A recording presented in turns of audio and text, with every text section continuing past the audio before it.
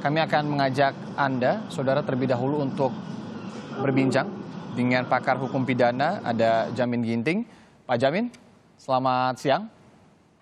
Selamat siang, Mas Isan. Ya, selamat siang.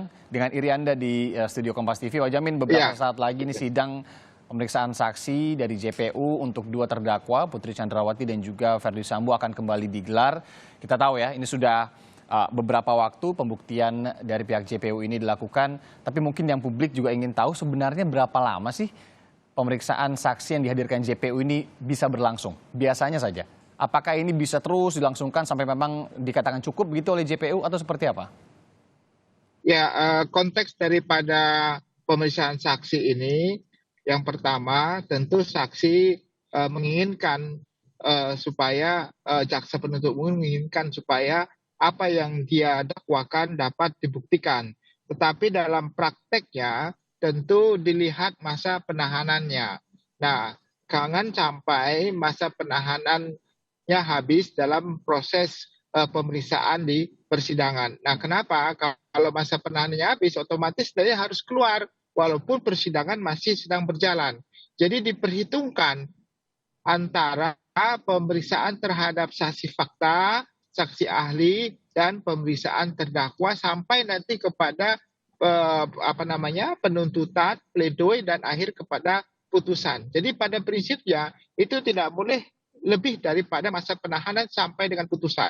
Kalau nantinya sebelum putusan ternyata waktunya sudah melebihi jangka waktu yang sudah ditentukan, maka demi hukum orang tersebut dilepaskan dari tahanannya sehingga dia bebas, dalam arti bebas tetapi persidangan masih berjalan. Begitu jadi jangka waktunya, Mas.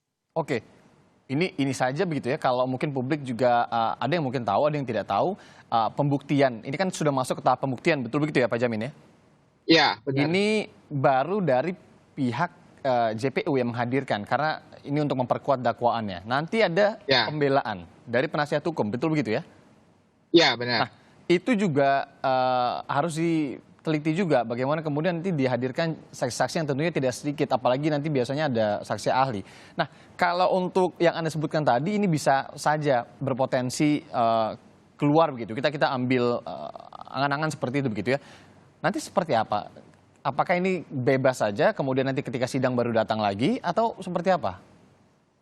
Ya, jadi dalam konteksnya ini proses persidangan tersebut, dalam proses persidangan yang sedang dijalanin, maka yang diperiksa tentunya nanti pertama ini para saksi, lalu terdakwa, ahli, ya.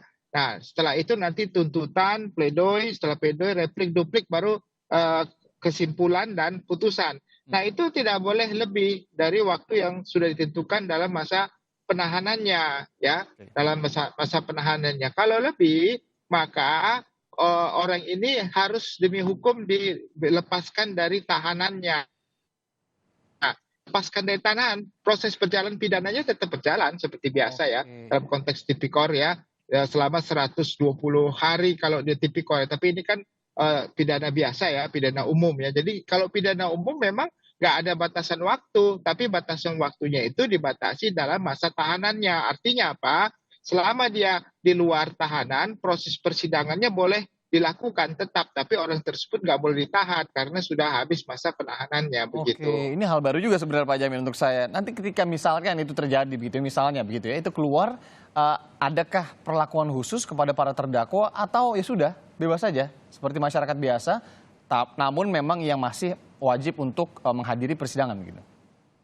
Ya, dalam setiap persidangan dia harus dihadirkan oleh jaksa penuntut umum. Kalau masa tahanannya sudah habis, dia boleh tinggal di dalam kota, tetapi tidak boleh keluar kota. Dalam setiap proses persidangan dia harus hadir karena kan dalam persidangan dia harus hadir mendengarkan gitu ya. Jadi tetap harus hadir dalam persidangan. Untuk JPU sendiri tidak bisa meminta untuk perpanjangan penahanan. Misalkan memang ini proyeksinya sepertinya akan melebihi jangka waktu penahanannya nih. JPU lantas kemudian meminta itu kepada hakim. Tidak bisa ya? Itu pertama tentu prosesnya kan 30 hari masa prosesnya. Tetapi bisa diperpanjang penahanannya 60 hari. Jadi total 90 hari masa penahanannya begitu. Nah, jadi perpanjangannya cuma 60 hari. Tapi kalau tindak pidana yang serius, terus tindak pidana ini bisa diperpanjang lagi, mungkin 30 harinya bisa. Nah, tapi pada prinsipnya 30 plus 60. Jadi totalnya itu 90. Nah, kita hitung aja mulai dari awal persidangan. Apakah sudah sampai 3 bulan atau belum. Tapi kalau udah 3 bulan berarti harusnya orang tersebut sudah dikeluarkan dari masa tahanannya begitu. Tapi proses persidangannya tetap berlanjut. Menarik ya, bebas demi hukum tadi ya. Oke, kalau berbicara vonis hakim nantinya, putusan, kita langsung lompat kepada putusan nih, Pak Jamin. Ini kan meskipun dakwaannya sama, misalkan dari kasus pembunuhan berencana ini ke 5 terdakwa, ada satu yang dakwaannya ini juga terkait dengan perintangan penyidikan.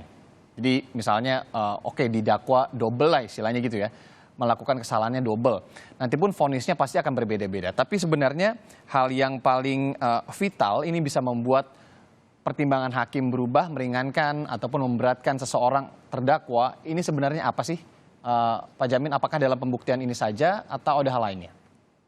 Ya tentu ini kan pasalnya dakwaannya itu adalah kumulatif ya, kumulatif subsidiaritas. Artinya pasalnya berlapis mulai dari pasal tentang pembunuhan berencana ya, lalu penghalangan obstruction of justice. Jadi nanti akumulasi. Jadi akumulasi penambahan hukuman mulai dari hukuman pembunuhan perencanaan dan obstruction of justice. Nah, itu adalah pemberat ya, pemberat. Kenapa pemberat? Karena hukuman pemberatan ini dikarenakan ada orang yang melakukan pembunuhan dan dia juga sengaja untuk menghilangkan jejak terhadap perbuatan pembunuhan itu sendiri. Nah, jadi ini pemberat. Yang selain pemberat itu lain lagi adalah dia coba untuk sebagai penegak hukum, sebagai penyidik atau sebagai kepala propam untuk menghalang-halangi dan menghilangkan barang bukti yang digunakan untuk pembuktian dalam penyidikan. Nah, kita ketahui kan beberapa kali kesaksian dari penyidik Polres Jakarta Selatan, mereka takut ya terhadap apa yang mereka hadapi. Bahkan mereka mengatakan mereka banyak tindakan-tindakan yang sebenarnya mereka tidak lakukan karena khawatir dilihatin terus sama jenderal gitu. Nah, ini salah satu bentuk konsepsi yang pelanggaran, yang pemberatan gitu.